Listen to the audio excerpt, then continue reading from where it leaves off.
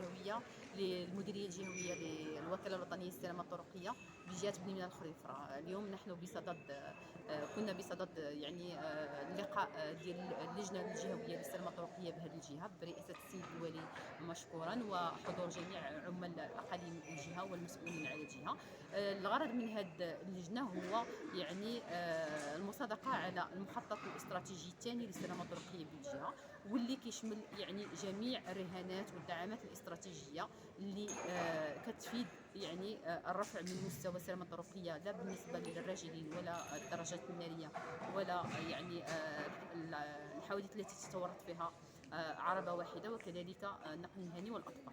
ولكن كان هناك تركيز مهم على يعني الحوادث التي تتسبب فيها يعني او لا للضحايا ديالها هما الدراجات الناريه، بحكم انها يعني كتشكل تقريبا 40% من مجموع الضحايا. وبالتالي كان هناك يعني دعوه الى تضافر الجهود لجميع يعني القائمين على هذا الملف من اجل تحسين السلامه الطرقيه، خصوصا بالنسبه لهذه الفئه اللي هو البنيه والمركبه والعمل البشري.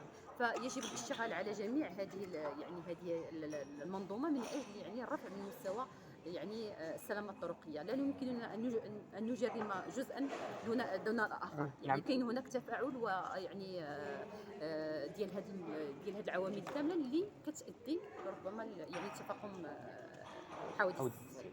نعم، شكرا.